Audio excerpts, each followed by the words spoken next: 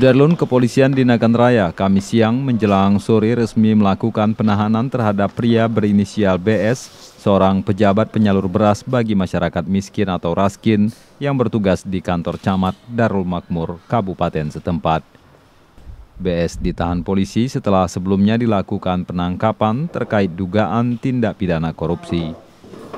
Di Kabupaten Nagan Raya dimulai dari anggaran 2014 dan 2015 diperkirakan raskin berjumlah lebih kurang 3.500.000 kg.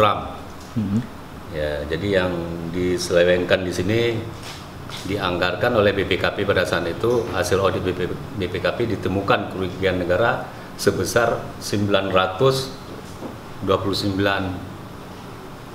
juta. Itu hasil dari audit BPKP yang sudah sah diserahkan kepada kita, dan berkat kerjasama kita dengan Kejaksaan, berkas ini sudah P21. Untuk sementara tahanan kita tahan di Polres Nagan Raya ini untuk penyerahan ke Kejaksaan nantinya.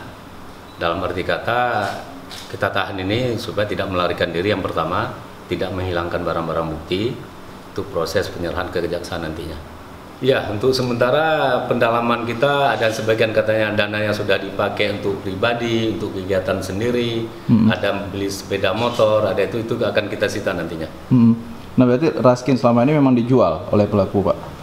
Kemungkinan besar dari pemeriksaan dijual kepada orang-orang yang lain untuk mendapat keuntungan pribadi sendiri. Berdasarkan hasil audit BPKP, kerugian negara dalam kasus ini hampir mencapai 1 miliar rupiah.